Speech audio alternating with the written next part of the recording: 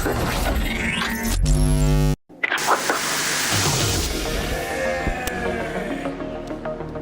hey, man. Glad to see you guys. You guys are fucking patriots. Look at this guy. He's got respect for doing. There's 4 million people coming in.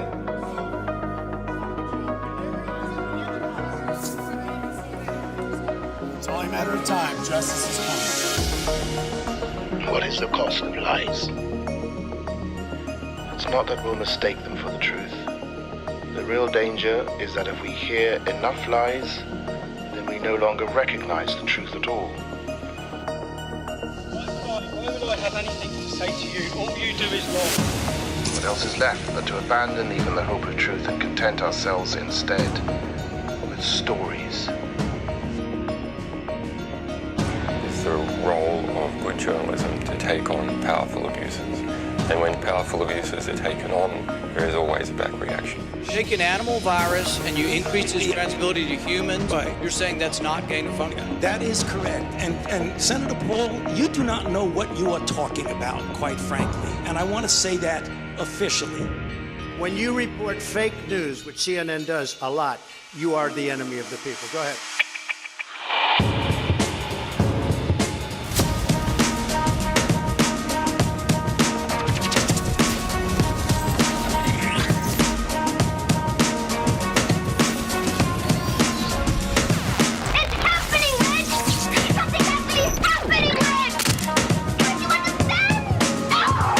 About is the reality of goodness, not the perception of it. And what I see all over the place is people who care about looking good while doing evil. Fuck them. Okay?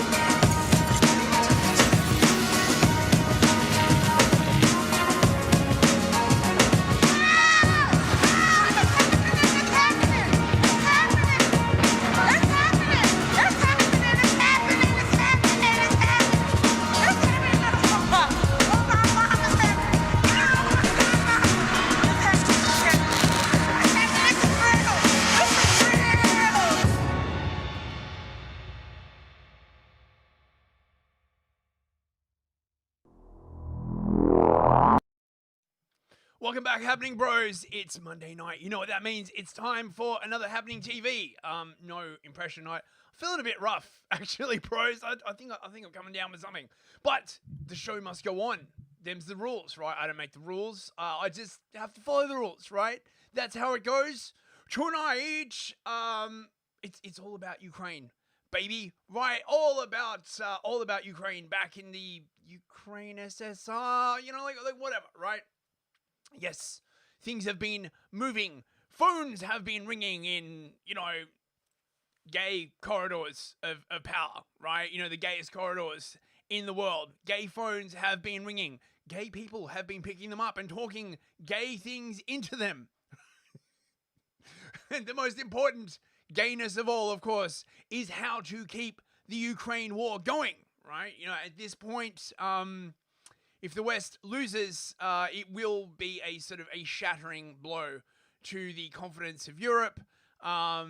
It could cost the leadership. Well, it's definitely going to cost like Zelensky's leadership, but he's on the way out, right? Like, you can't keep these things going forever. But the damage could spread, right? Like, von der Leyen could be out. A lot of people, when this war is finally recognized as being lost, right, are going to turn around and be like, we suffered for this, right? We ruined our economies for this, right? Like for literally nothing. Why did we do all of this, right? And of course, right, like nobody really knows. Even I still can't, quite figure out exactly why the West is in Ukraine. The only sort of explanations that really make sense basically are either extreme evil, right? Like they're basically trying to depopulate Ukraine so that it can be resettled with a gajillion migrants for more diversity, or some weird sort of grand game that Europe is playing because they want the coast of the Black Sea. It's though it is also possible that a lot of these sort of European countries, they really have no power anymore, sort of in their own countries, right? Because they've been taken over completely by the managerial state, right? And so these leaders, right, they feel powerful, right? When they're on the world stage, dealing with a foreign conflict, because they can actually do stuff. They can be like, oh, well, we can sell weapons to there. We can like, no. And then they come back home and they're like, maybe we should do some tax cuts. And they're like, no, you can't do that. You can't do any of that, right? Like, maybe we could stop the boats. No, you can't do that.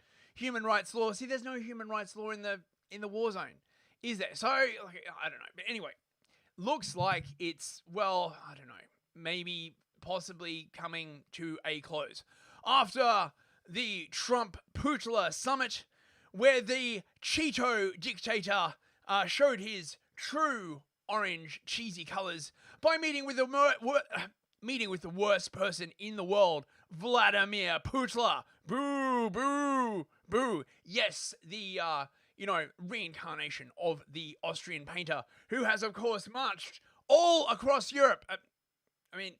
All across Ukraine. Okay, a quarter of the way across Ukraine, right? For no good reason whatsoever. Okay, maybe some good reason whatsoever, but he's bad, right? He's very, very bad, right? Like, why isn't Ukraine a Western democracy? What the hell's going on? Are we having like crashes? Is everything going all right?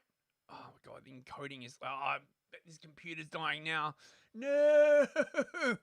But he's a bad hombre, right? He's Putin, right? Runs like authoritarian government. Keeps getting elected, right? Of course, the elections are fake. I mean, it's Russia, right?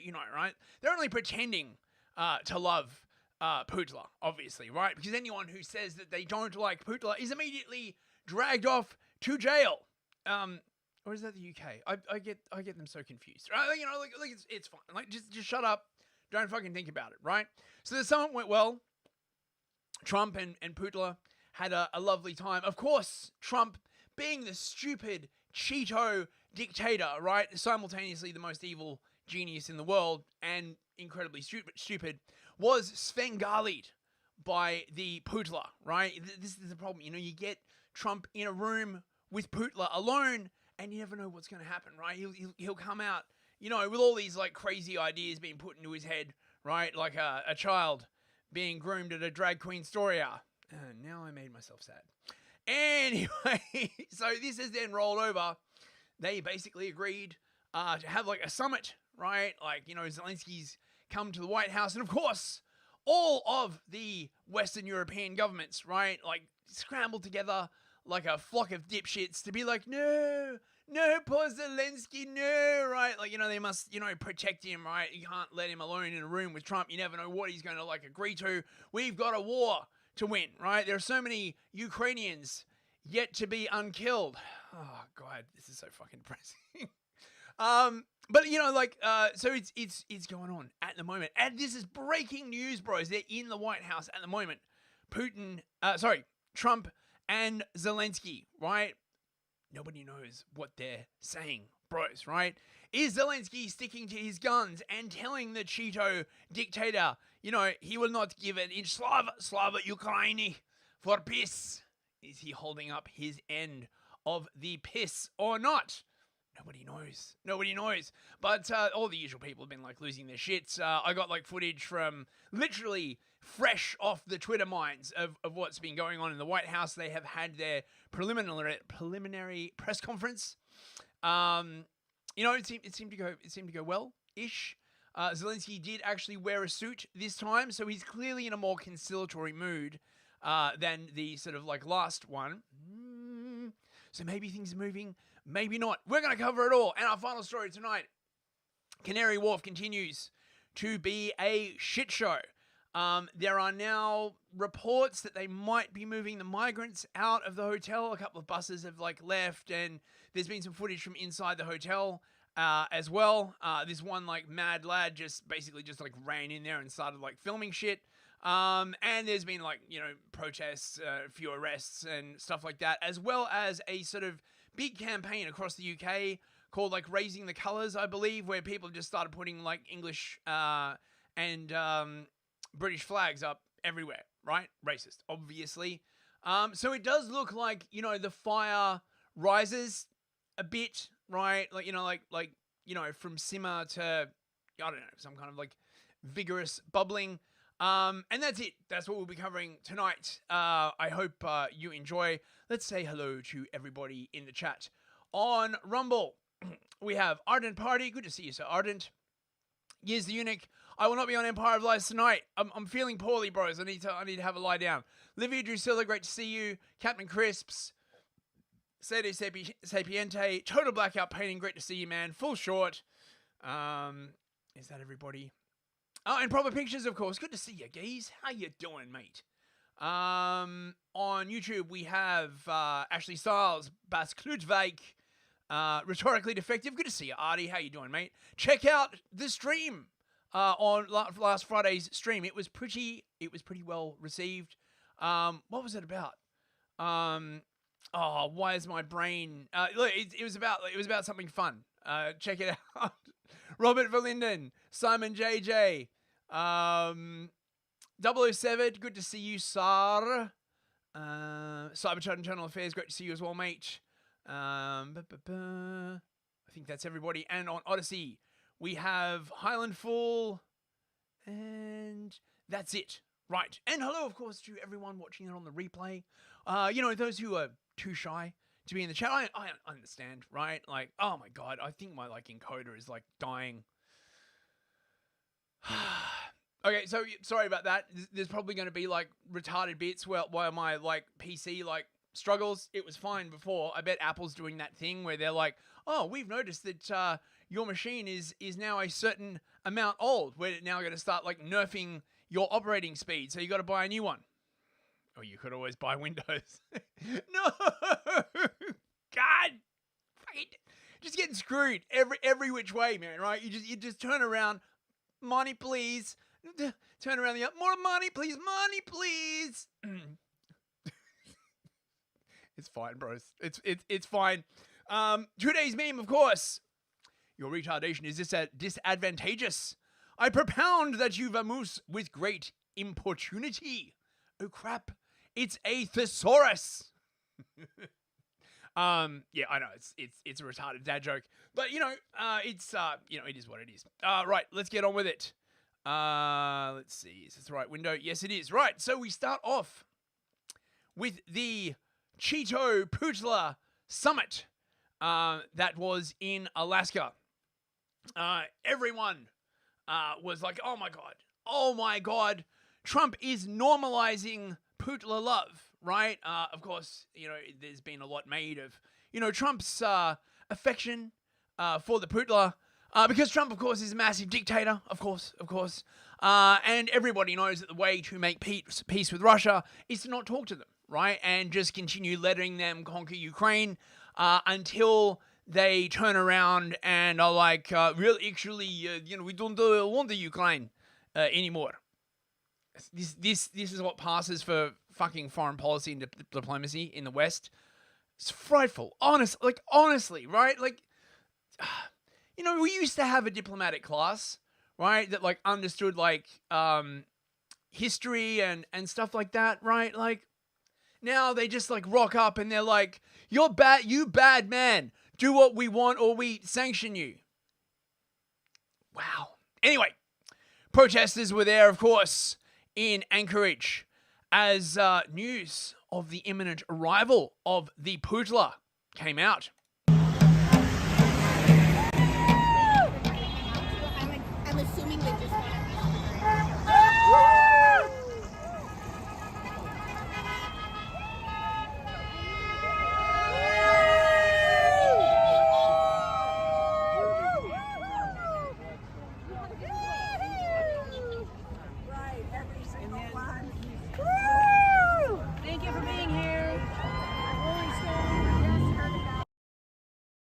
Notice how these are all white boomers, right? Look at them all, still living in post-World War II. Their memories, right? They're still, if you ask them, they'd probably be like, oh, it's all about international rules-based order. You don't know what that means, do you? What do you mean I don't know what it means? We have to stop, dictators. Borders cannot be changed by force. You mean, unless it's like Israel. No, you can't say that. How dare you say that? Israel is a special case. Always, bros. This was the moment where the Cheeto Hitler cucked to the vodka Putler. I mean, if Trump is the Cheeto Hitler, right? Is Putin the vodka Hitler? There's so many Hitlers to keep track of now, bro. So I can't, like, you know, like who is the most Hitlerish of the Hitlers, right? Like, you know, do they have like a special Hitler club where they like all get together and compare stylish mustaches or something? You know, right? Like, just saying.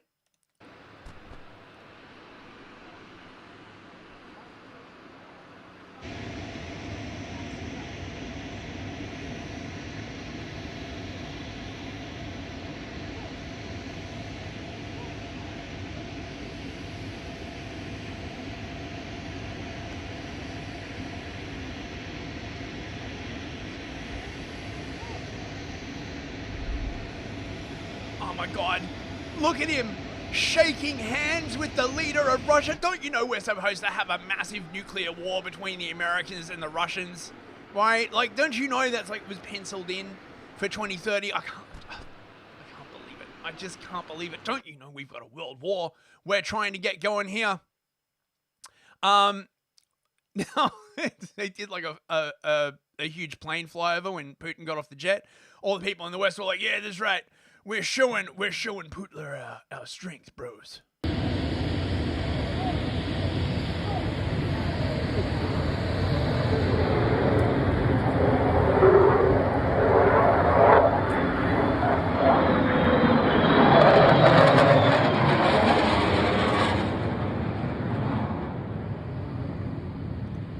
Now, of course, these kinds of things are actually usually a sign of respect.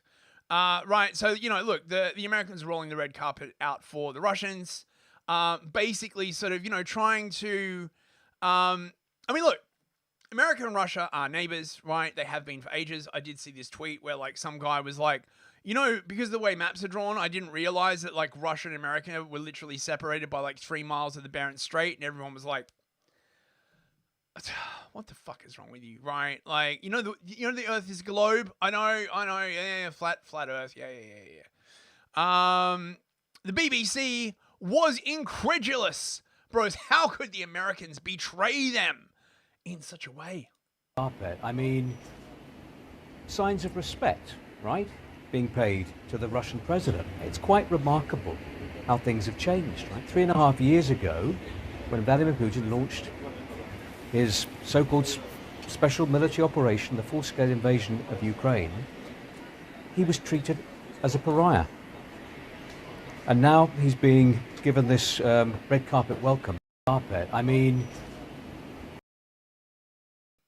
Yes, things have certainly changed. I think perhaps the Americans have decided that, you know, they've got more important stuff. I mean, you know, there is a war with Iran to look forward to, right? You know, they want to wrap this stuff up. They got a war with Iran to get on with, right? What else? This is a pretty good meme.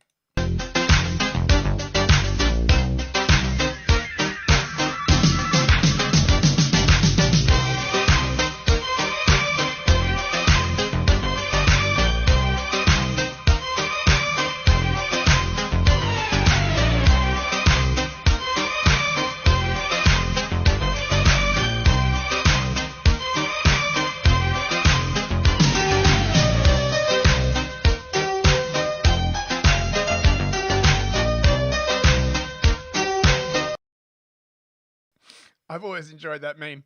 So Adam Party, sign of respect. Do you think the flyover wasn't an intimidation tactic? No, I don't really think so. I think it's much more likely to be a sign of, you know, just sort of like military chadliness, to be honest. Then there was a brief press conference, and Putin had to like basically deal with like the press sort of like yelling questions. There was a great article on this, you know, from the Western media. They were like, for once, Putin was not surrounded by sycophants in the Kremlin and having to deal with the force of a democratic press. He was overwhelmed and defenseless. He just looks like he's like, I mean, you know, he does speak some English, but it's not his first language. He just probably looks like You know, what the fuck's going on? Thank you, press. Thank you, press. Thank you, press. Let's go. Thank you, press. Thank you, press. Thank you, press. Let's go. Come on, guys. Come on, guys. Let's go. Let's go.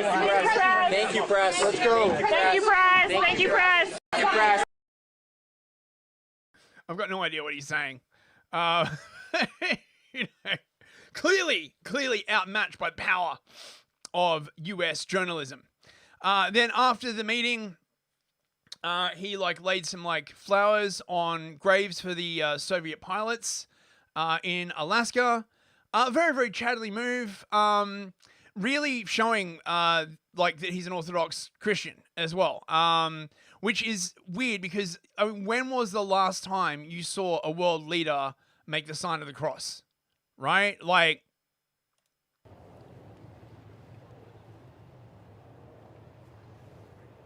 and he does this for every single grave, right? He doesn't just like leave one and be like, you know, I'm done. He like this clip goes for like 3 minutes. Every single grave he like lays a flower at. Chadley.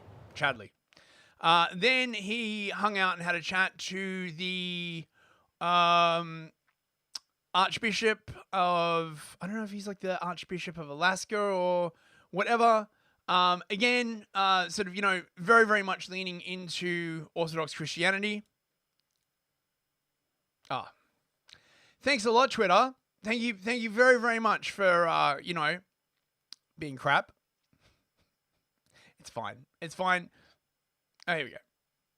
Хочу передать вам самые наилучшие пожелания от святейшего патриарха Московской Руси Алексия. I would like to give you the best greetings from His Holiness Patriarch of Moscow alone of Russia, Kirill. Мы с ним встречались перед моей поездкой сюда. I met him before my trip here. Он мне сам рассказал о том, как здесь зарождалась православная церковь. He personally told me how the Russian Orthodox Church was established here. Рассказал о том, что он здесь тоже был на службе. He told me he'd been to Alaska and he assisted at the divine service. С большой теплотой очень отзывался обо всем. And he spoke with great warmth about his recollections. Вам самые наилучшие пожелания. And he asked me to give you his best greetings. И я хотел бы на память вам вручить некоторые подарки. And I would like to present you some small gifts as a token. Герман Аляскинский. This is Saint Herman of Alaska. И он, насколько я понимаю, является покровителем с точки зрения православной церкви, является покровителем Америки. And as far as I understand, he is the patron saint of America in the Orthodox tradition. Yes. Что вам всего самого доброго. Спасибо. So I would like to wish you all the best. Thank you so very much. Благодарю вас.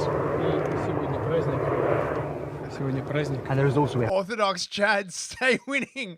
I mean, honestly, right? Like, you know, that's pretty awesome just to see, like, you know, an Orthodox Christian head of state. Like, you know, that's, you know, I can relate to that. That's pretty fucking awesome, dude. Why am I supposed to hate this guy again? Oh, did we get an entropy? We did. Simon JJ for $25. God, thank you so much, Simon. Get well soon. Yeah, thanks, mate. I think I just need like a lie down. Wait. Where's the here? Dancing Girl gives you her thanks, Simon JJ. As you know, nothing turns her on more than super chat. Chads, large super chat. Chads with their large and girthy donations. Thanks very much, Simon. I really appreciate that, mate. Yeah, I think I just got to have a bit of a lie down. I just got to get through this, and it'll be all good. Thanks again, mate. Right. Where are we up to? Yes. And also, of course, you too can help me, you know, with therapy beers and general other expenses by super chatting. You know you want to, right? Makes you like instantly stronger, right? Will make you more girthy, more Chad-like. Girls will like flock to you, right? You know, you can go to a bar and you meet some random girl and you can just be like, hey, you know, I sent a super chat to Newsfist, and she'll just be like, oh my God, really? It's a sure thing, bros. It's true. Trust me, works. 15% of the time it works every time. What else we got? There's just been some funny memes. So enjoy.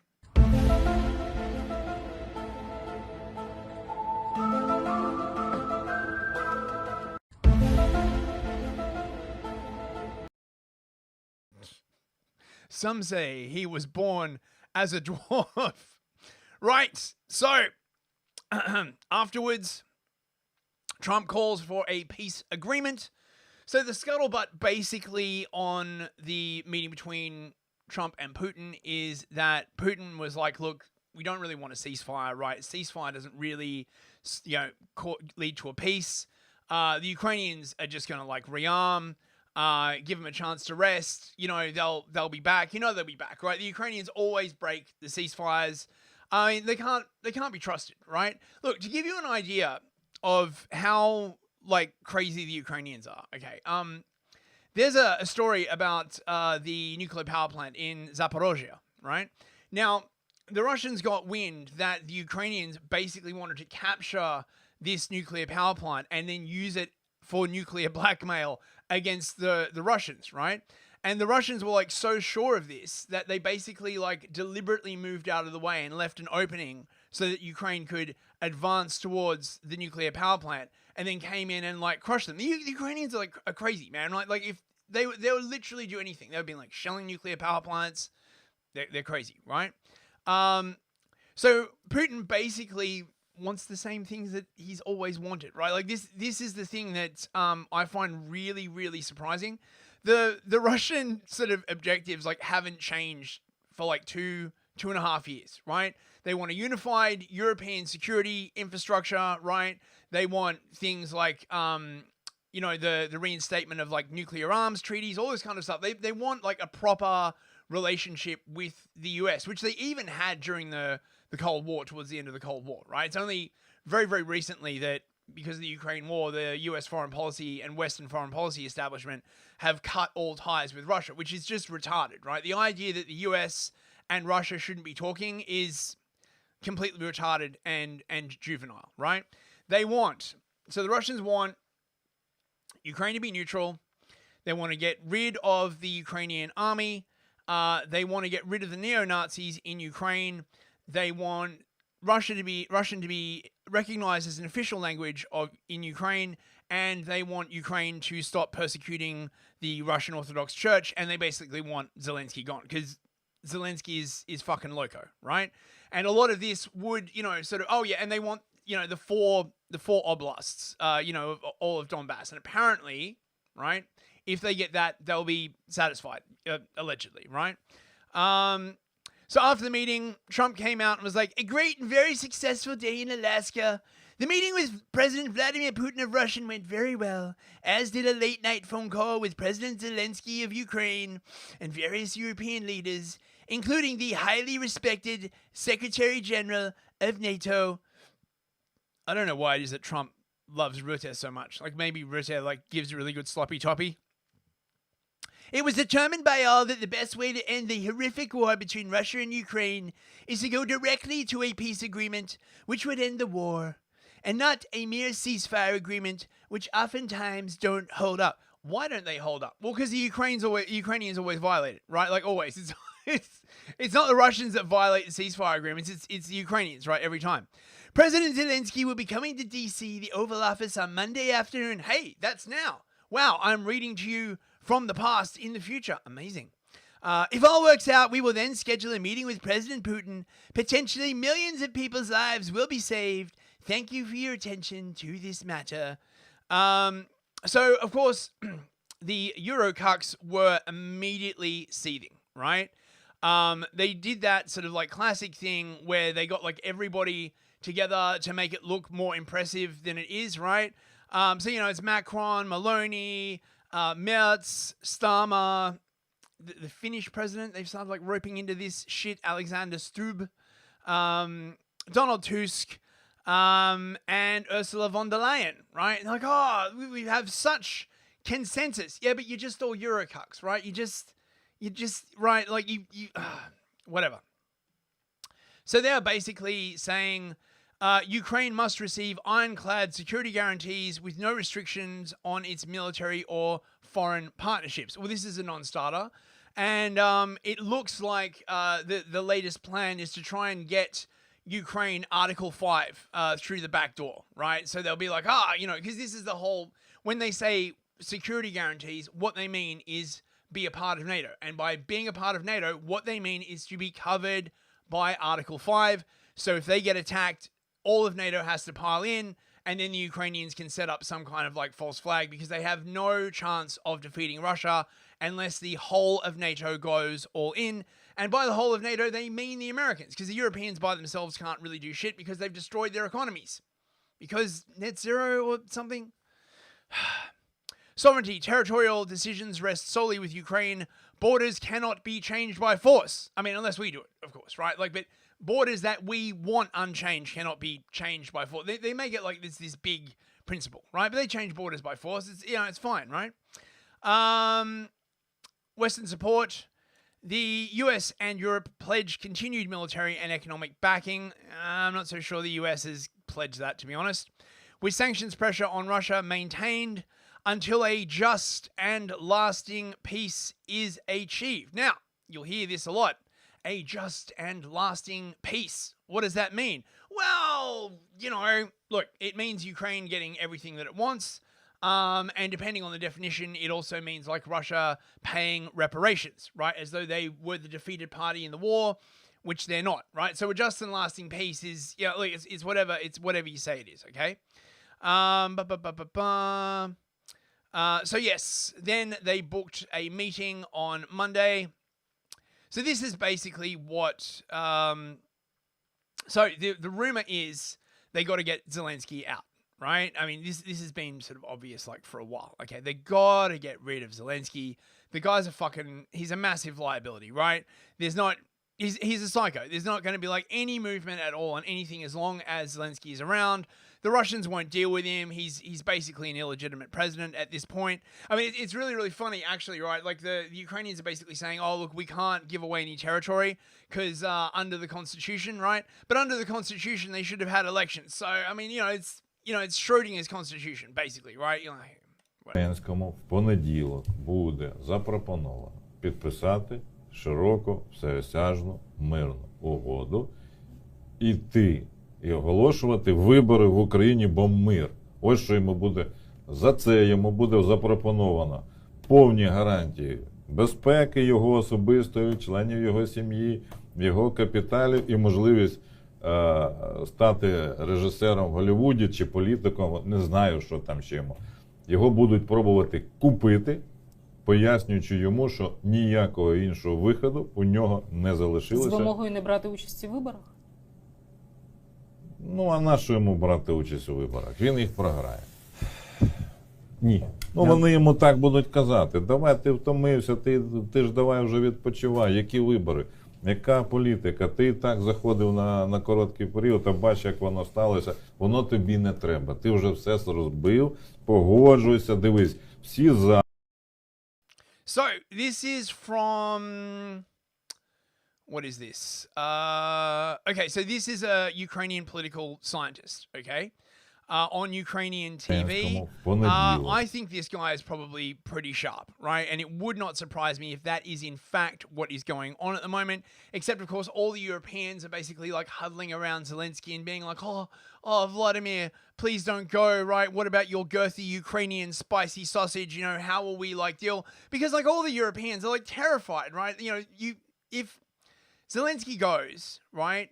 And Trump and Putin make peace, okay, then the Europeans are going to be shown up for like the completely ineffectual fuckmunchers that they are, right? They have like destroyed their entire economy basically for nothing. I mean, I know the Americans blew up Nord Stream, right? But it's a different crop of Americans in the government now. It would have been all for nothing, right? And the fallout is going to be biblical. I mean, it's inevitable. How long do they think they can keep this going for? Rubio was basically saying the same thing. Look, we need a peace deal. Zelensky, of course, is the major obstacle.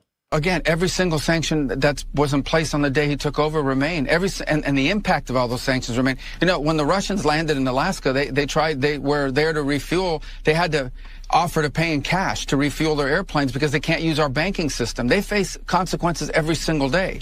But the bottom line is that has not altered the direction of this war. That doesn't mean those sanctions are inappropriate. It means it hasn't altered the outcome of it. And here's what we do think is important, and that is that we end this war. To end this war, you have to be able to engage with the Russians. As much as people may not like it, as distasteful as people may find it, the only way to end this war is to get the Russians to agree, as well as the Ukrainians, but the Russians to agree to a peace deal.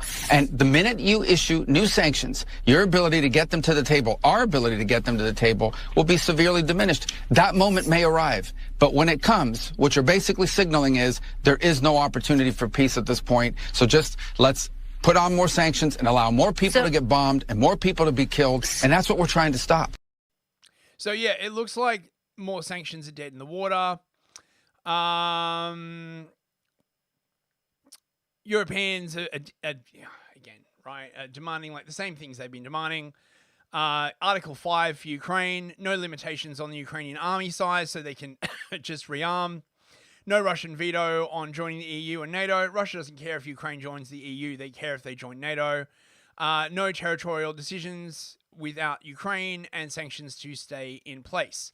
By the way, little piece of news that I didn't hear about. The Ukrainians bombed Hungary's oil pipeline with Russia, and now Hungary and Slovakia are without oil.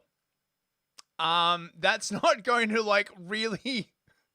So, we must attack. What about the Hungarians? Oh, you fuck Hungarian. Fuck them. So yeah, that's pretty bad. I don't know what's going to happen in Hungary. So this is the thing. Wait. Where's the current peace deal? Okay, I think I basically covered what's going on. So this is what the Ukrainians say that they want. This is former Zelensky advisor Alexander Rodnyansky. What are you hoping to be the best case scenario for Ukraine at the end of these talks? Right. Well, first of all, thank you for having me. It's a pleasure to be back. The best case scenario right now for Ukraine more generally, and as a result of these talks and negotiations, would be, of course, a freezing of the front line. So if there's an immediate ceasefire that everyone agrees to, and then negotiations that lead to us, the Ukraine, having the following: real tangible security guarantees for the first time in history. That will be a milestone. Some sort of reparations, although that's unlikely, or recovery help. That would be great already. And then, of course, that would set us free to develop and make sure that we are on a stable footing for future prosperity and development as a country yet again. And then we can talk about EU integration, whatever, economic reform, things that become important and primary objectives during peacetime. As of right now, we can't even think about this, so it's very unlikely that we'll get there today. But that would be, in answering your question, the best case scenario. And Alexander, what about the thorny topic, perhaps, of NATO membership? Now, we're hearing, for Russia, it's always been a red line, way back from the days of Gorbachev. NATO membership would have been seen as an advancement too far, but it has been put on the table by NATO themselves, by the European Union, by Sir Keir Starmer, the Prime Minister of the United Kingdom. But it still seems to be a red line for Vladimir Putin and for Donald Trump. Is NATO membership a step too far? Well, you heard me say, actually, when I spoke about the best case scenario, I said tangible, real security guarantees. That is tantamount to essentially having Article 5 in NATO work for us as well. It doesn't have to be all of NATO. It could be one country, it could be several countries. The US would be tremendous. Then you would sort of have a North Korea, South Korea type model where you have US troops on the ground in South Korea, and that essentially allowed the country to become prosperous and develop freely over the course of decades, despite there never being real peace, only a ceasefire between North and South Korea, for example. So I would already see that as the best case outcome. Now, NATO itself, I think, is sort of always been a provocative point for the Russians. They've used it as an excuse and some sort of reason to invade. That was never real. We know NATO presence in Eastern Europe was minuscule before the invasion in 2022. It has been really diminished from. So that's a fucking lie, by the way, right? Okay, so there might not have been a lot of NATO troops in Ukraine, but their entire military infrastructure and intelligence was transferred over to NATO, right? They just like to pretend like, oh, we don't have that many people in there. Yeah, but the people that you have in there, right, are busily transitioning the entire Ukrainian military over to like NATO standards and everything, right? Yeah, that's fine, right? Large numbers to vanishingly small ever since the Soviet Union collapsed. So all of that was really just sort of an excuse to invade. And I think what Putin and what Russia is really after here, as we all know, is Ukraine's sovereignty. So that is really the question under the rug or undercover for the Russian side. And we have to be careful not to compromise it, essentially. So what they want to achieve and always wanted to achieve is to reach some sort of conclusion, or maybe now a ceasefire even, or some sort of negotiated settlement where Ukraine would become unstable internally, and therefore a few years down the line, or maybe sometime down the road, they would have a renewed opportunity to invade or to destabilize Ukraine from. Honestly, I think Ukraine is doing a good job at destabilizing itself at this point. I mean, can you even really talk about Ukraine, right? They have no income, right? They are entirely dependent on what is essentially foreign aid for their entire government, and everything, right? It's not a country. It's just it's just a glove puppet, right, at this point. Okay, so now the summit, the Monday summit. I don't know whether stuff has developed. They're probably still in there arguing. Maybe if someone wants to look at the news and tell me if anything has happened in the hour since I checked. Here's Zelensky at the Ukrainian embassy sharing a backslap with General Kellogg, who is sort of the pro-Ukraine part of the Trump foreign policy establishment. How are you, sir? Thanks so much. Good to see you. How are you, sir? Oh, thanks. Okay. Thank you so much. Hi, good to see you. Great. How are you?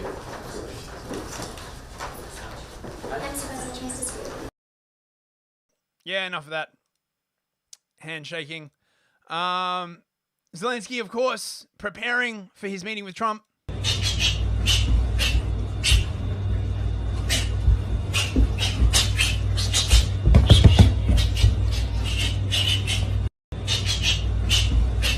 Look at him go. Look at him go, right? Said Sapiente, why is he dressed like he's going to the gym? Because that's how he always dresses. He basically said that he won't ever wear a suit until Ukraine is victorious, which I imagine means he's going to be buried in his pajamas at this rate. But he did actually wear a suit this time to the White House. No doubt, I mean, you may remember, I think it was back in February or something like that, the disastrous meeting that he had with Trump and Vance, right? Where they were trying to get a peace deal and he was just being his own dickish Zelensky self, right? And then people rounded on him and were like, what, do you not have a suit, right? This is the fucking White House, right? Zelensky don't tell me how to dress. My country is at war. You would never understand. When was the last time America had a war? Right? But he seems to have mellowed a little bit now. Oi, what's happened to my window? Oh God. And, thank you very much for being here. Thank you so much, Mr. President.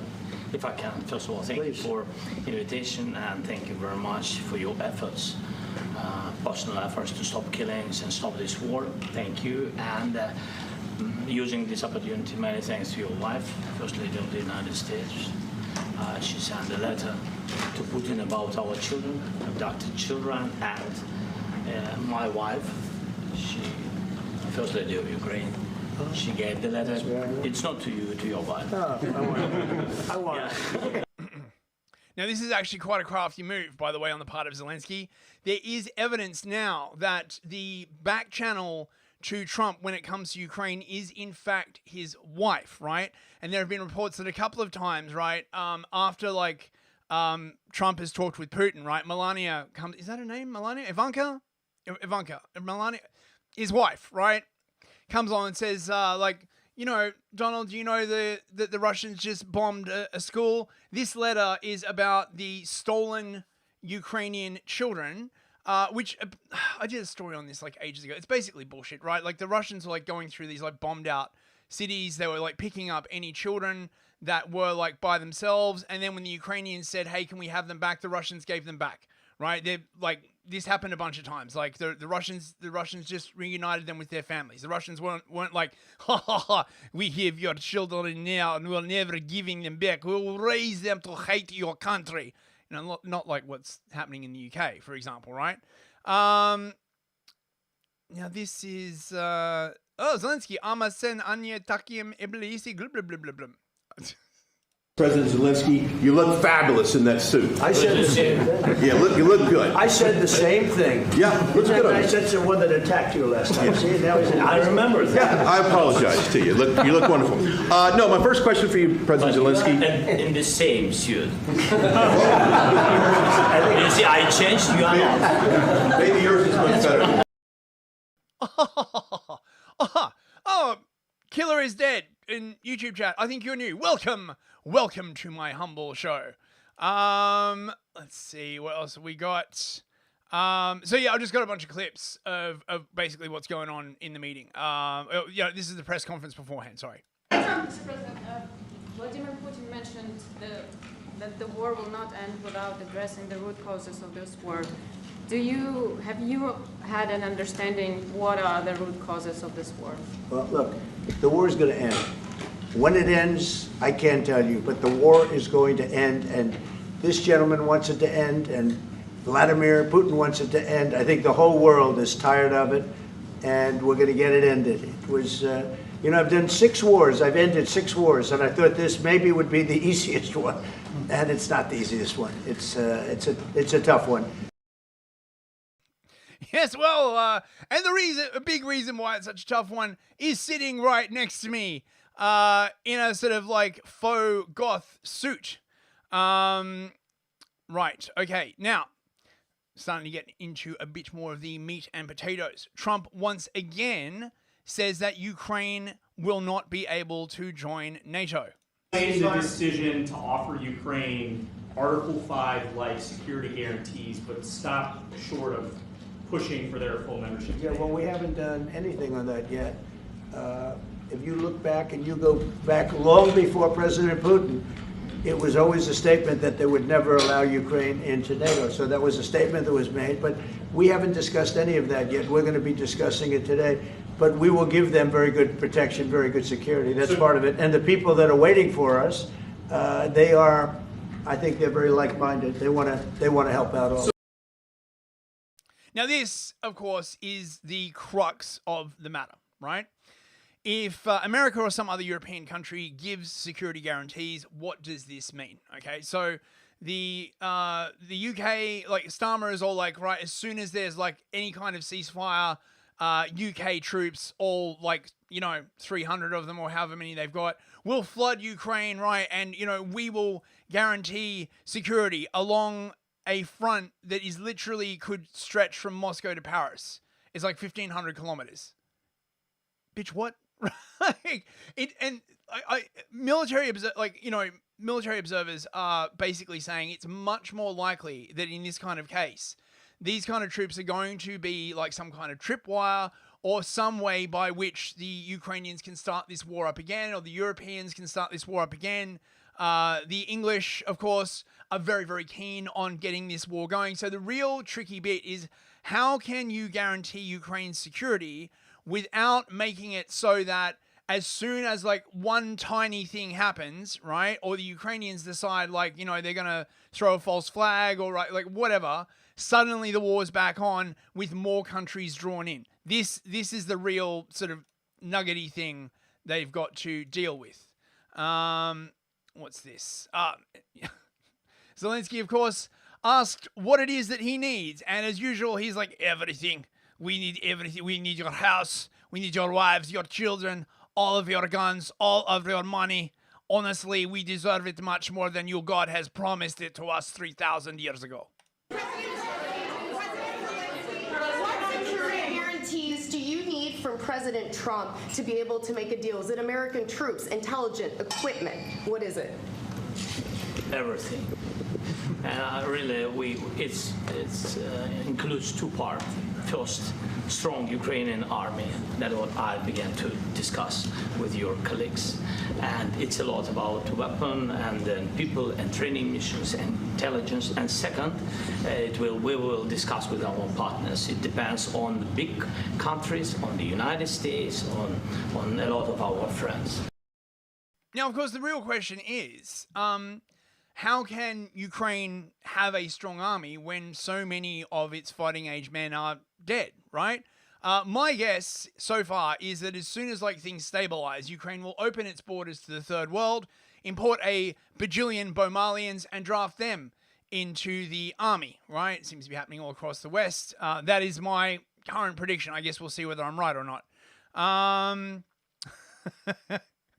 Trump is not really taking any shit, though. Here he's joking with Zelensky about how he cancelled the elections. This is a big sticking point. Legal elections. So you say ready. during the war you can't have elections. So let me just say 3.5 years from now. So you mean if we happen to be in a war with somebody, no more elections? Oh, that's good. I wonder what the fake. You like this idea? No, this is no. Speaking of news, I got a question for you. This sounds insane. Legal elections.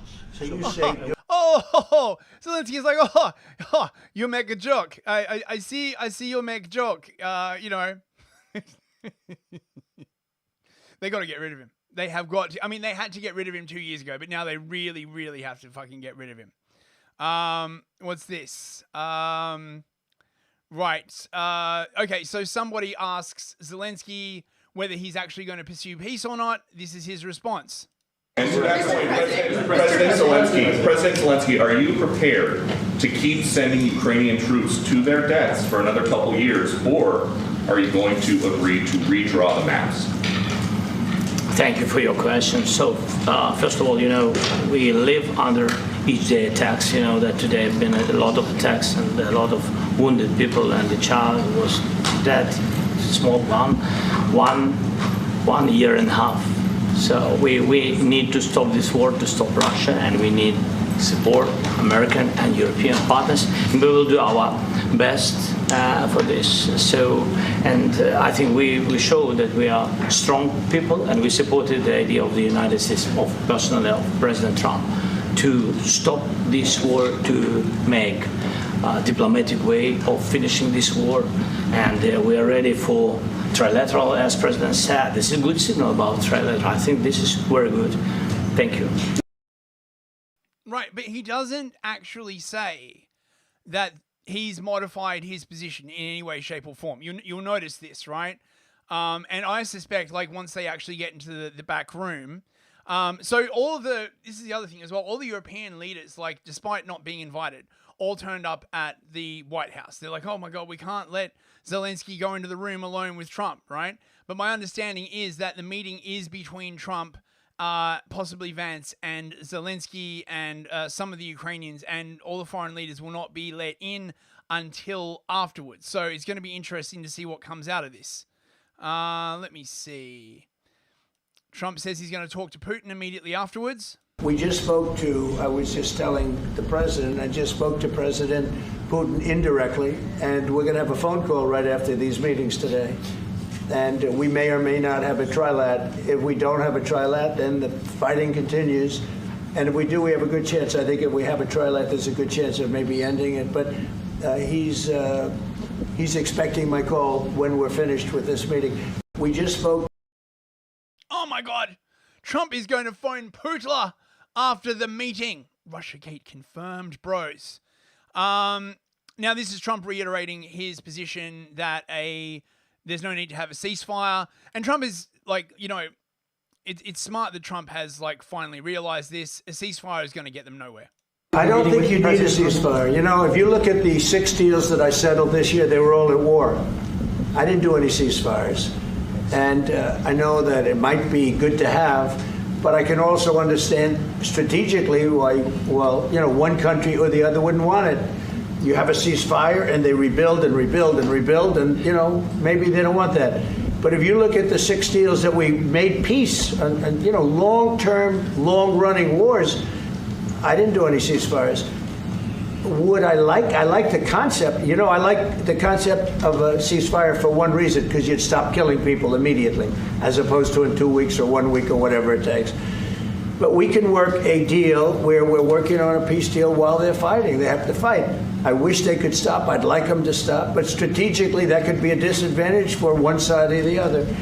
But all of these deals I made without even the mention of the words ceasefire. So, breaking news, according to Livia Drusilla in the Rumble chat, I was incorrect. She says that according to Marco Rubio, the Europeans were in fact invited. Thank you very much for that, Livia. I had heard the opposite from the Duran. I'll take you on this. Trump, of course, was asked whether they are going to keep giving Ukraine weapons, and he's like, "We're not giving them weapons. We're selling them weapons." Very, very different. The United States has already given hundreds of billions of dollars to this war effort in Ukraine. Biden. At best, it is a stalemate, and the killing continues. So, President Trump, how much more is the United States willing to give Ukraine? And President Zelensky, how much more do you want? Well, I'll start off just by saying we're not giving anything now. We're selling weapons. This is something before, I guess the number is well over $300 billion. That was under Joe Biden, a corrupt politician, not a smart man, never was. By the way, go back 40 years, he was not a smart man 40 years ago either. But now he's in particular bad. This was done by a corrupt administration that shouldn't have been in, and frankly, if the right results of the election were given, if I were president, this war would have never taken place, and he would have been very happy, because he would have liked to have seen. I mean, they went through hell. He went through hell.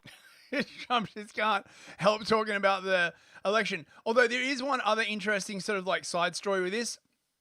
Apparently when he was talking with Putin, right, Putin basically agreed with him. He said, look, if they hadn't like messed with the election, this whole thing would never have kicked off. And he said to Trump, look, you've got to stop mail-in voting, right? No serious country uses mail-in voting because it's like completely ridiculous. And Trump was apparently like, oh yeah, that's a really good idea. And he came back and now he wants to like completely ban mail-in voting and voting machines in the US. And all the Democrats are basically like, shitting and farting themselves, right? Hilarious. Okay, so this is the latest thing from The Guardian. Let's see if anything has happened. Trump says Russia will accept security guarantees for Ukraine, but adds that possible exchanges of territory are to be discussed. My understanding is that this means that Russia will get the 4 oblasts and that Ukraine will pull out of Kursk. So Ukraine gets nothing, basically. I mean, what a fucking surprise, right? You lost the war. Like, what are you going to do, right? Anything else? Starmer, who cares? Macron says leaders want peace. Fucking, you're kidding, really? Like, you've been saying that. Merz wants a ceasefire. Zelensky said he and Trump had a constructive meeting and a very good conversation. Well, no one knows what the fuck that means, right? So the Ukrainians seem to think that they are going to get security guarantees from the US.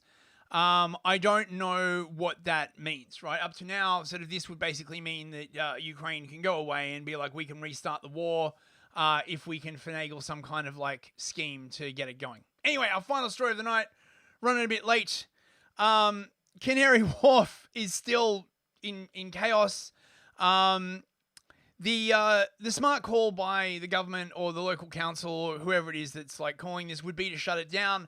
But if they shut it down, right, then they send a signal to the protesters that they won, right? And clearly they can't do that, right? Despite the fact that it's absolutely obvious to everybody now that the answer is to always chimp, right? Look, we've tried talking, we've tried petitioning, right? We've tried voting, we've tried all of these like things, and you didn't do shit. You just ignored us, so fine, war it is, right? So buses have been seen leaving the Britannia Hotel in Canary Wharf.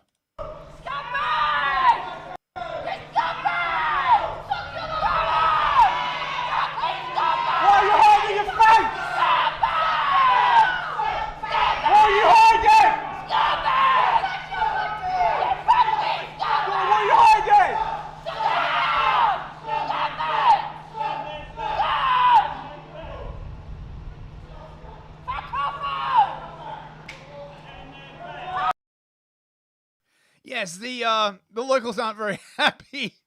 I think we've got some more footage of this. Here we go.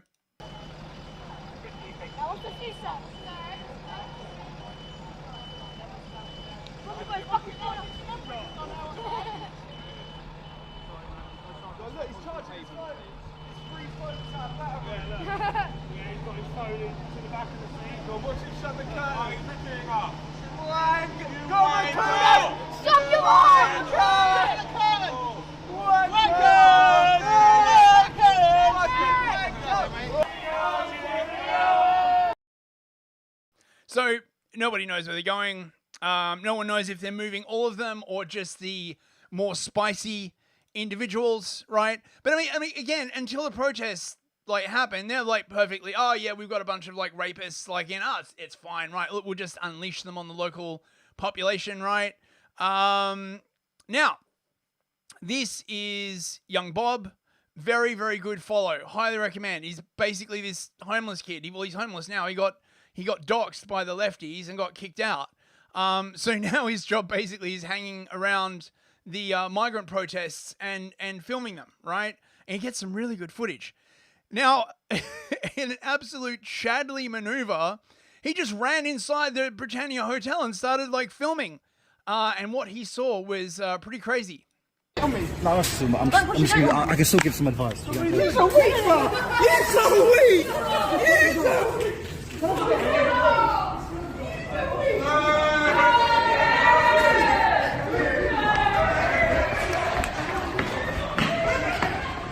Okay, so I'm outside the Britannia.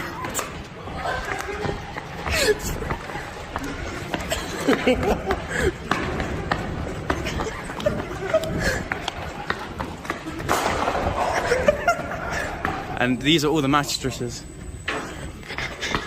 These are all the What the hell? These are all of the things being chucked out to replace the new shipment of facilities for the Britannia Hotel. What the hell? Don't touch me. Don't need to touch me. Oh, don't touch me. No, that's too much. So, yes, you know, there's, I mean, I imagine these are all the things that the migrants broke. You know, all those heaters and stuff like that, all the mattresses. They're now, like, just dumping shit outside. Come on, boys. Put your backs into it. Come on, gents. We're importing third worldism. We're doing what third world countries do. Dump all our rubbish in the front of our house. Migrants benefiting off migrants. There is not one white native British person working at this hotel.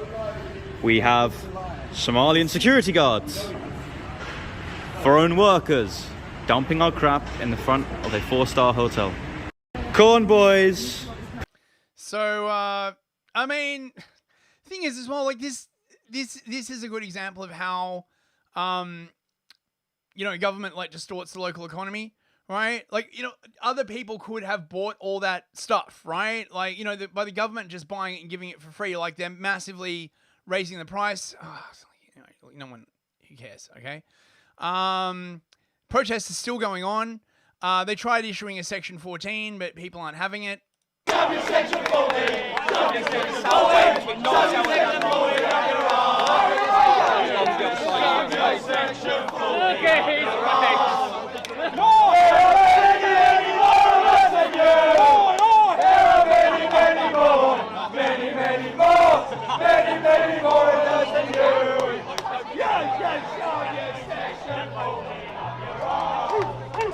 Shove your Section 14 up your arse! You can shove your Section 14! Shove your Section 14! Shove your Section 14 up your arse! You can shove your Section 14 up your arse! Shove your Section... Cops like, can you please leave and stop blocking the road? The protesters are like, nah, mate. Nah, you know, don't really feel like it. Oh, yeah, this is freaking great. So there was a march and like some of the protesters like split off and then the police like wound up chasing them. And someone like got the video and put it to hacky sacks. Check this out.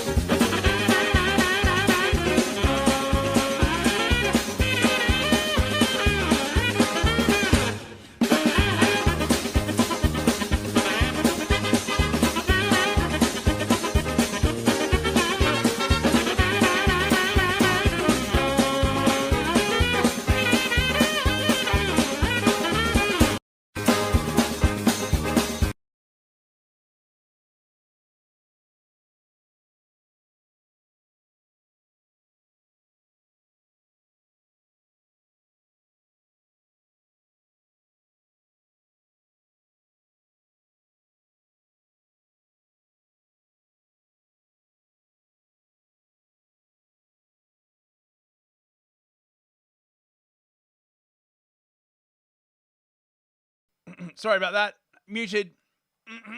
Yep. I was just saying that they should have, they really should have sped up that Benny Hill thing, right? You know, like 20, 40%. Yes, I know I'm muted. Yep. So another thing, you might remember from last week, there was a case of a boat person that just wandered in, just, accidentally into this woman's house while she was recovering from surgery, and her daughter found her in there and basically sort of like chased her out. The man was then detained. Well, she's now being arrested, basically for pushing a police officer. Don't worry though, the migrant was let go and was later arrested for assault in Hackney. Right? So, swings and roundabouts, basically. They're trying to lie and say that she attacked a police officer with a machete, but apparently this is complete and utter bullshit. So, yeah. So, more of the usual, basically. And finally, there has been a big sort of campaign to stick English and British flags up all around the UK. It's called like Raising the Colours, I believe. Operation Raise the Colours.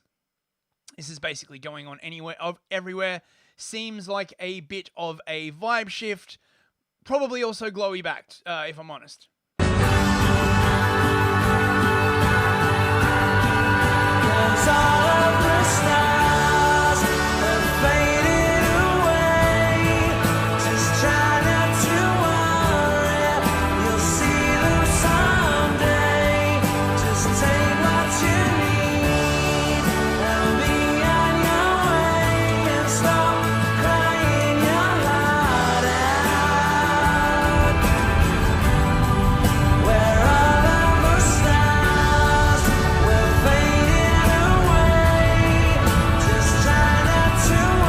Of course, I'm very disturbed by this. Everybody knows that the only acceptable flags that you can fly in the UK are the Palestinian flag and the Pride flag. So I hope that they, crack down on this. Stumbling, super chat for $5. Wait, let me find you a sticker, mate. Big spender. And then they came for me, and Newsfist did not speak out for me because he had muted himself by mistake. Yeah, that's right. It was tragic, really. I tried to speak out, but was too tired to do so. Thank you very much, Stumbling. I appreciate that, mate. Right, so that's the end of the news. You know what time it is now. It's time for some cringe. We don't really have a lot of cringe this week. My brain can't really handle it, but we do have funnies and cute animals and all that stuff, right? So, first, oh my God. I'm probably going to cover this later. Israel has said that they're going to invade Gaza City. Initial reports is that they are getting BTFO'd because Hamas has somehow managed to reestablish outside supply lines and ship in a bunch of mortar shells. This is Mark Levin at the Christians United for Israel conference. Yeah. This is good versus evil.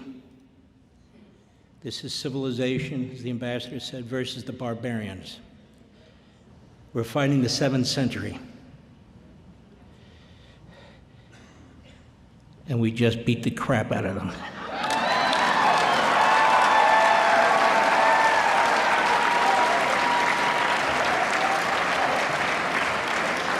This is a righteous war we're fighting. And let me say this is God's war that we're fighting right now.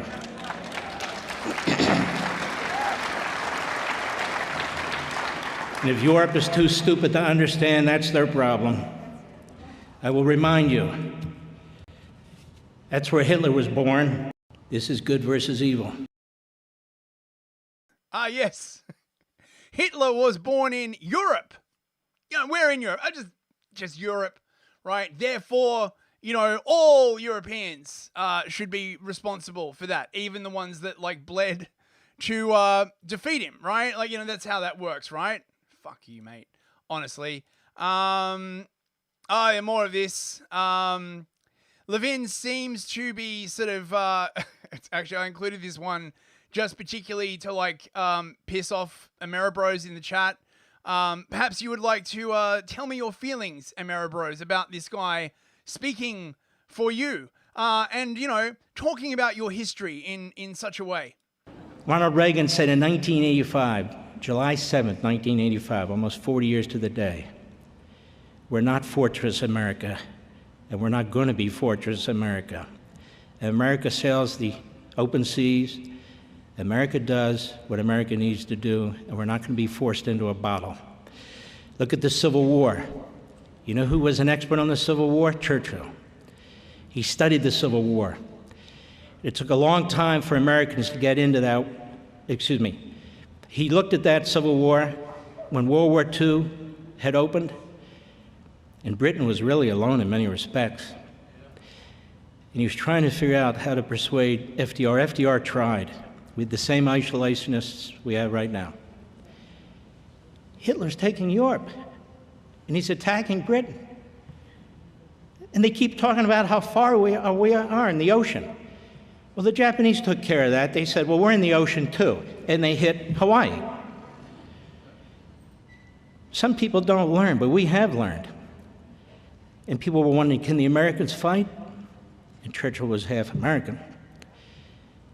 He said, read about their Civil War. Oh, they fight. They fight to the bitter end. You look at that Civil War. You ever gone to these battlefields? I want you to go to the battlefields. Go to one or two. You look over those battlefields where the South faced off against the North.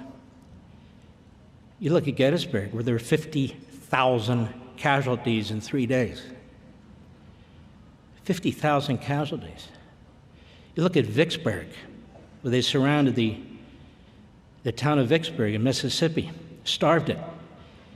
Grant said, I got to get this damn war over with. It's just, people were eating their horses. They finally surrendered. Look at the Battle of the Wilderness. A fire started. They could hear the soldiers burning in the fire, burning alive. These battles are all over the place. Look at the Battle of Bull Run. There were two, at the same exact place. Tens of thousands of men lost their lives twice in the same place, outside of Washington, D.C.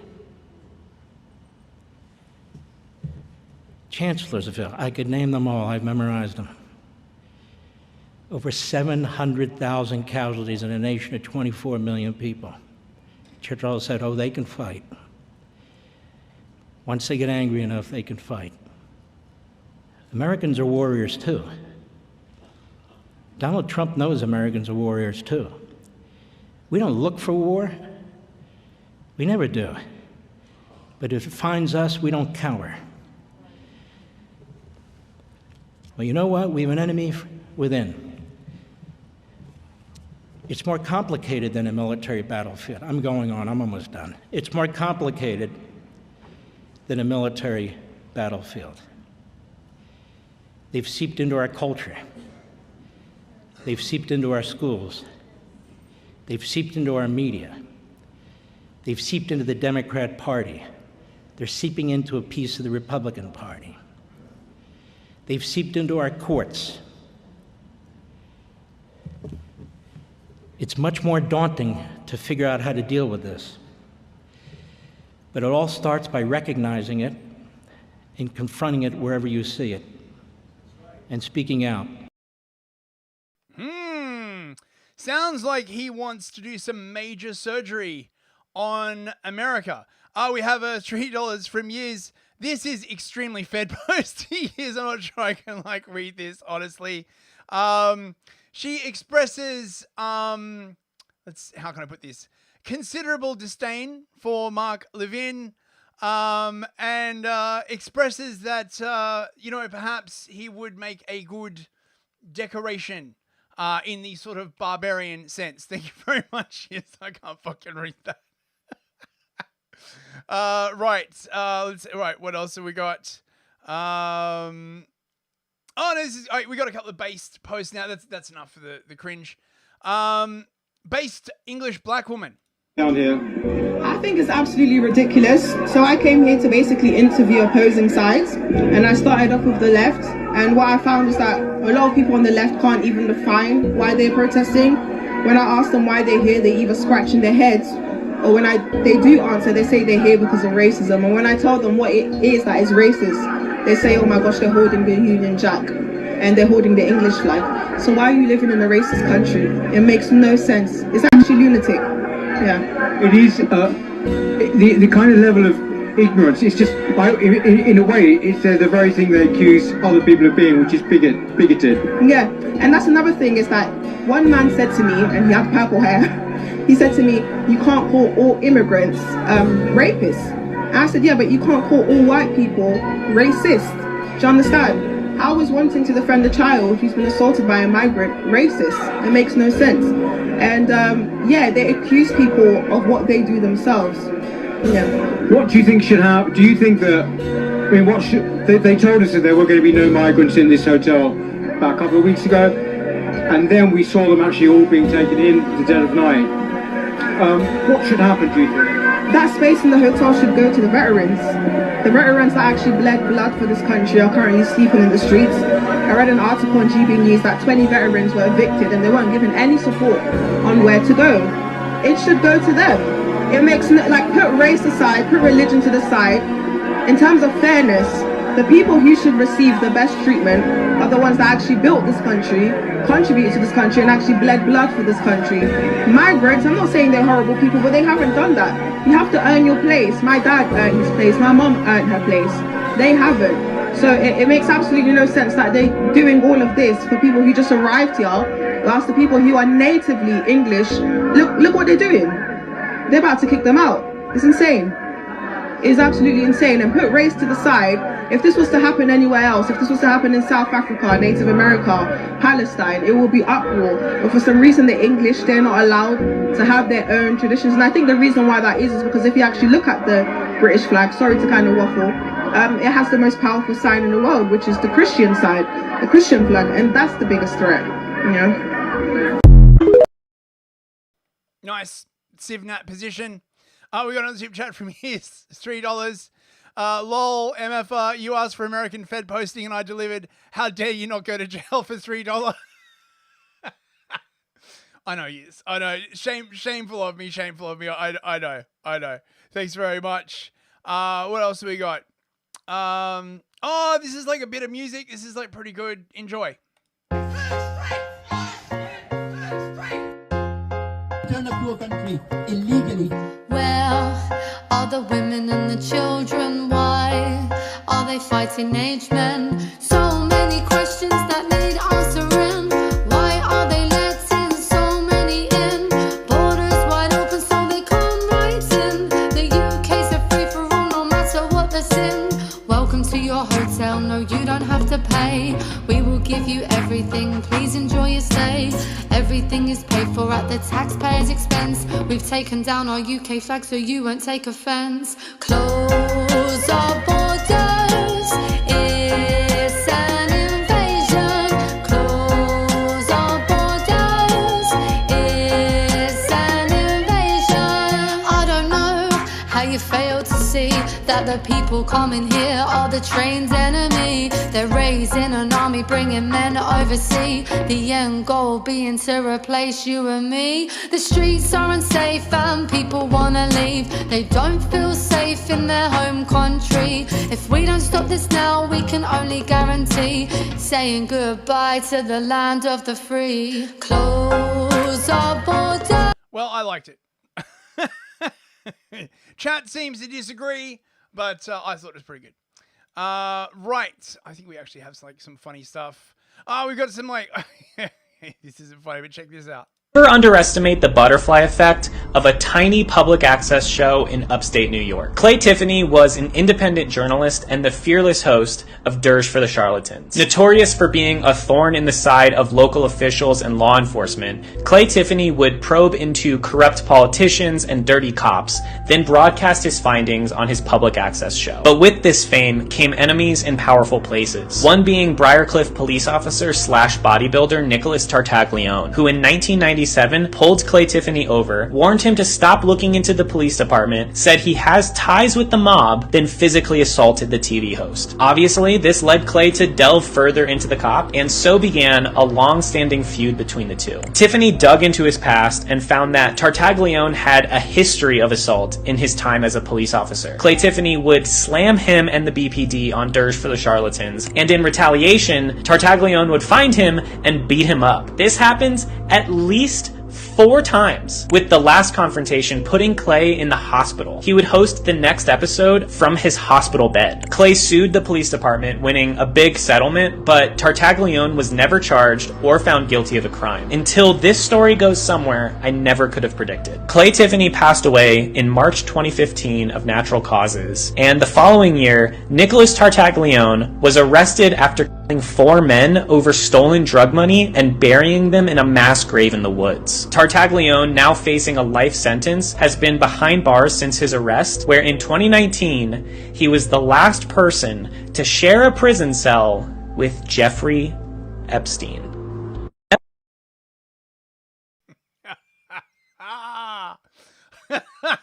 It's fun. Look, right? Look, it was just a perfectly natural suicide. Nothing happened, bro. Fucking hell. Oh, God. Right. If you have ever wanted to uninstall your toilet, here's some home improvement advice for you. I think this homemade firework is legal, but I'm not really sure. I'm stacking explosives until I get enough followers, and then I'm going to go ahead and blow up this entire apartment. Not enough followers yet, so if you want to see that, we're going to be doing stuff like this along the way. I've been having a lot of issues with my toilet, so I'm going to replace it. I tried unclogging it. You can see right there. I tried unclogging it, all kinds of stuff. This should completely uninstall the toilet, I'm hoping, and then I can install a new one.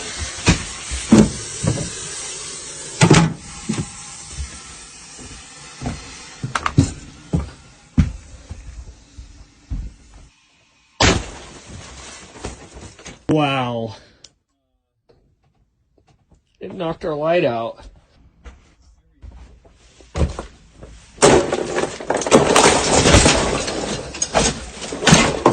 What happened to my shower?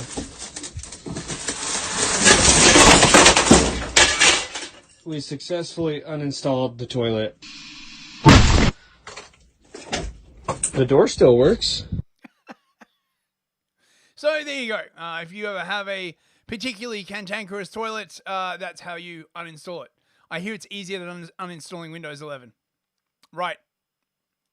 No, nobody should ever, ever say it. Ever. All right, look at the camera. Yell it out there. Nigger! No, nobody should ever, ever say it. Difference between women and men in one quick post. I don't know where this is from, but this is awesome. If I snap my fingers, you'll forget that you were ever gay. I was never gay. Exactly. Wait, no, stop. Yes. No, stop. You can't. I was never gay. Okay. No, I was never gay. Sure. You can't just state something and snap your fingers and then be like, I was never gay. If you say so. If I snap my fingers. I was never gay, if you say so. Right. Cedes sent me a few funny videos. Thank you very much, Cedes. Bonjour. Bonjour. Oh, Jesus Christ. Turn this AC off. Can't work under these American conditions. How do I set this to hell? All right, back to work. Well, I'm exhausted. Cigarette break. I'm not coughing because of the cigarette. I'm coughing because of air quality in Los Angeles. It's the smog. Can you move my 2 o'clock to 1400? Are you going on any vacations this month?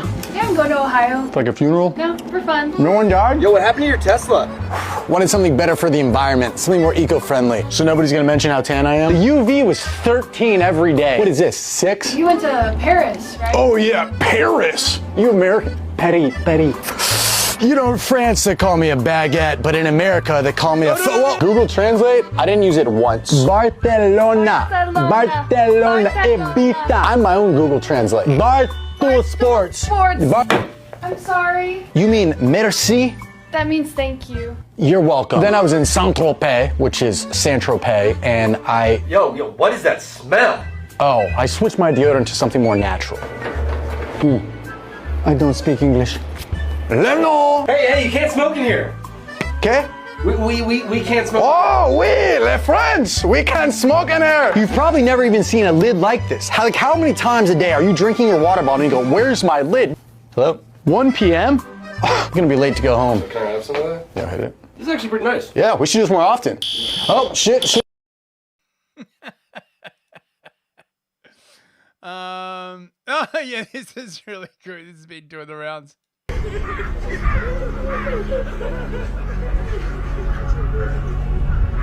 Israel has a right to defend itself.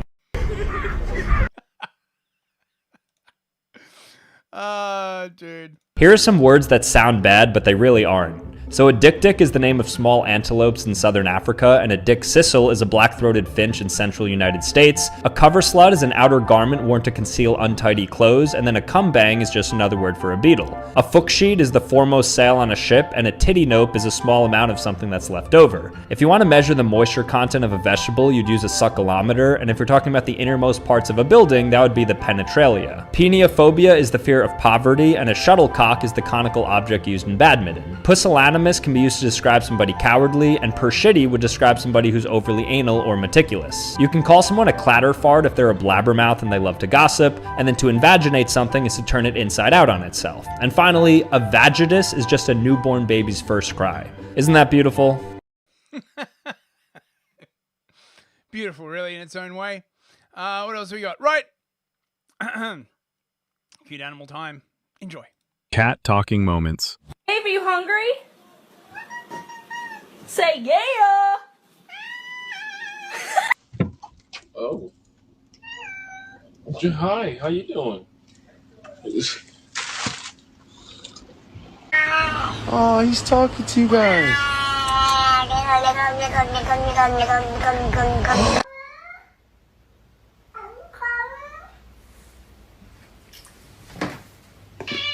What did you just say?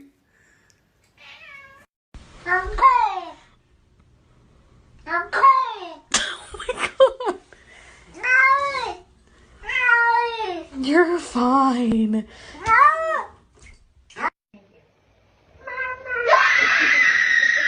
Cat talking moment.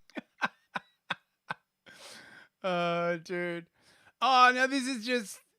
this is cute, but retarded. This guy built like an entire replica subway station for his cats, complete with moving trains. Amazing. 花4个月时间给猫咪小镇做的地铁站和地铁，今天终于通车了。一会儿不错将带领他的猫猫们成为首批乘客。大家好，我是邢志磊。自打我2年前做了猫房子起，就有很多朋友给我留言，希望我能给猫猫们再做个地铁。但是经过我几次认真考虑后，发现有2处难题一直没有想明白怎么解决。一个是地铁到站后，地铁门和站台门怎么同步打开，另外就是怎么做一台可以运转的踏步电梯。直到今年上半年，我决定不想了，先做，遇到困难再想办法。果然一个困难接一个困难，不过还好我的信心够坚定，在一次次失败后，最终耗时4个月，终于完工了。以前我们每做好一个新场景，到了打扫卫生环节总会集体头痛，因为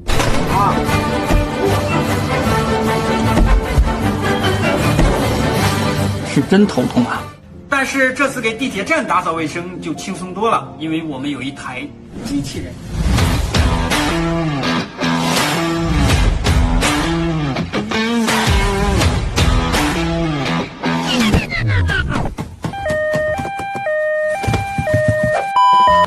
刚才只是开个玩笑，专业的事交给专业的机器人去干。这次地铁站的卫生是由科沃斯 X11 Pro 来搞定的，它的飓风拔尘和活水洗涤功能一干一湿，可以解决地铁站内的各种卫生问题。一般的小台阶也是可以轻松跨过。最吸引我的是，它居然把手机的快充做到了科沃斯 X11 Pro 上，基站能在地保回洗的间隙给它充8%到10%的电，让机器一直保持有电量。这就相当于机器有了无限续航。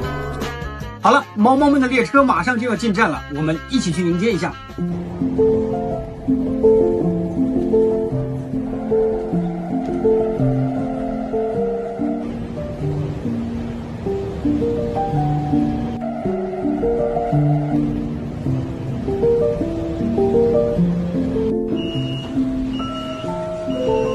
欢迎光临猫咪小镇站，请先下后上。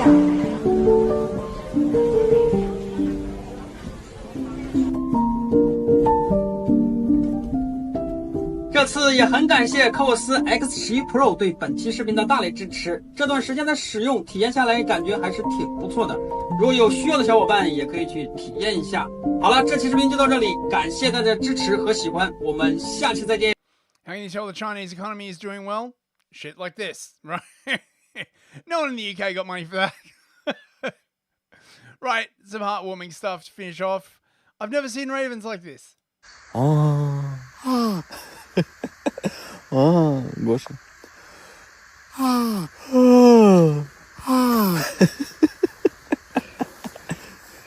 Кто? Кто такой? Кто такой красивый?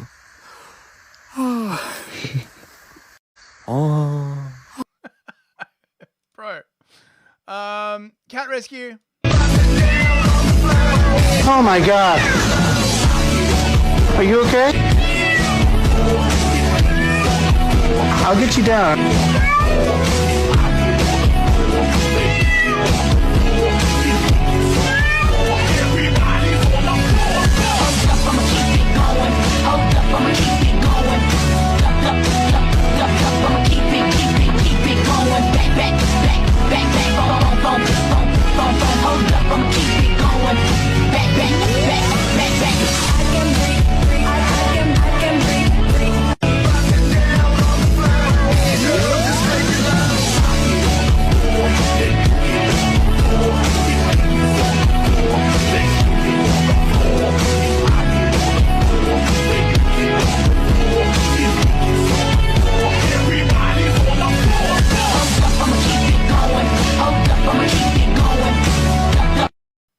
Yeah, it's always a bit hit and miss with the music in these Instagram talks, whatever.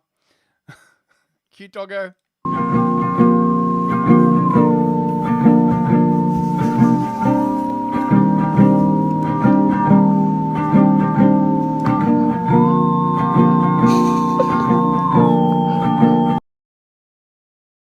Aw. What else have we got? Horsey discovers water.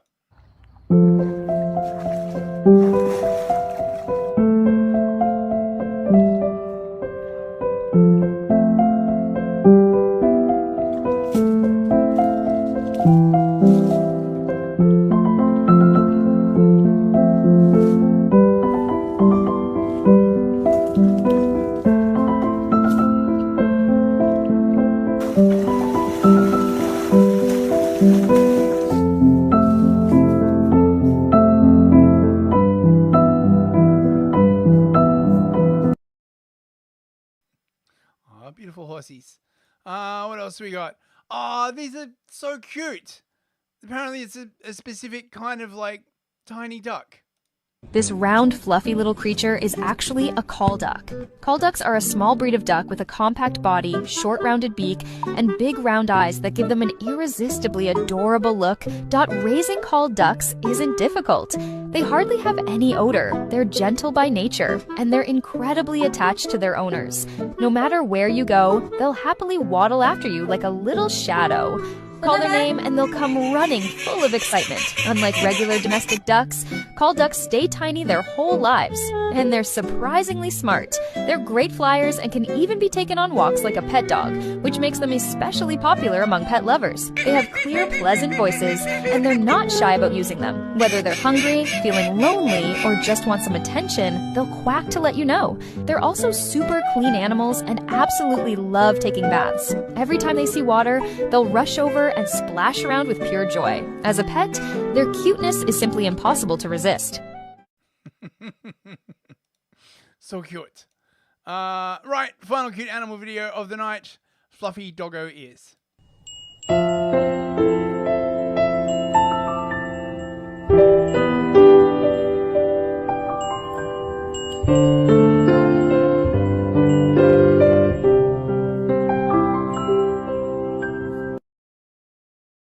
And that's the end of the show. Thank you so much for coming, guys. No Discord and Dragons tonight. I've got to have a lie down.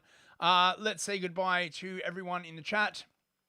On Rumble, Set is Happyente, Years the Eunuch. You should definitely go out and watch Discord and Dragons, though. I think Melon is on, and Don Kent, and yeah, tell the people who's on. Years. J. Chief Loophole, Captain Crisps. Who else? Total Blackout Painting. Great to see you, man. Full Short, Proper Pictures, Argent Party. I think that's everybody. And Livia Drusilla, of course. How could I forget? On YouTube, Bas Klutvijk, Araking Green Moon, Robert Verlinden, 007, Victorian Time Traveller, The Nameless One, Schrodinger's Gaffney. Oh, good to see you, mate. Simon JJ. Killer is dead. I think you knew, mate. Thanks for coming. Otto Stormheart. Anybody else? I think that's everybody. Apologies if I missed anyone. And on Odyssey we had Highland Fool. Tasia. Oh, good to see you, Tasia. I haven't seen you for a while. Clint Wayne. And I think that's everybody. And thank you so much to tonight's Super Chatters. Stumbling. Stumbling, I forgot to mention you. See, that's why I go for the Super Chat. Thank you, Stumbling, and Simon JJ, and Use the Eunuch. I'll be back on Thursday for another Habbening TV and Empire of Lies tonight. And be sure to check out last Friday's stream on... Wait, was it on Zelensky or is that something else? Oh my god, I'm doing so many shows, I can't, my brain. Anyway, it's on Rhetorically Defective channel. You can find all of my links at www.newsfist.net. Check it out. Good night, everyone. I'll see you on Thursday. Bye.